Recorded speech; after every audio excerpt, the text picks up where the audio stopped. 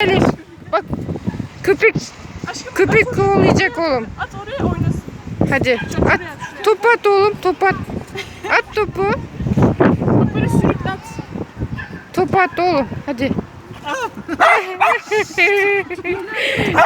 Ay.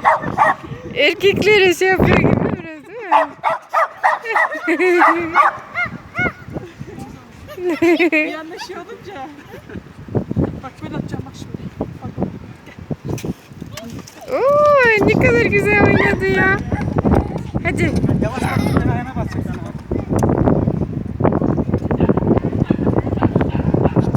Ver topu ver oğlum. At topu. Kovalasın. Köpek kovalasın oğluşum. Hadi. At.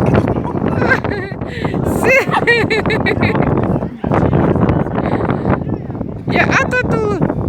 At. Cici köpek oğlum. Hadi. Cici köpek oğlum. Hadi at oğlum. At.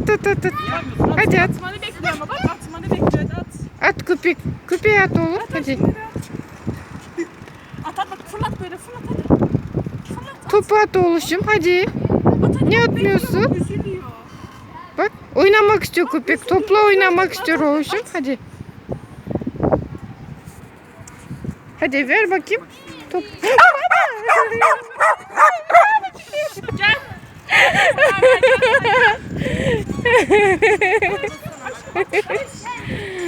Oğluşum at hadi Zarar köpeği. vereceğiz zannediyor. Evet. Bak at bak topu istiyor hadi. Ay. At sen bak at. Bak ablaya ver topu. Ver topu. At. Ver topu. Hadi Salih. Bak köpek diyecek sana. Bak Bak. at. Oğluşum at diyorum sana ya. At. Isıracak şimdi. Bak at bak sinirlenir yoksa at hadi. Evet. Sana al Salih.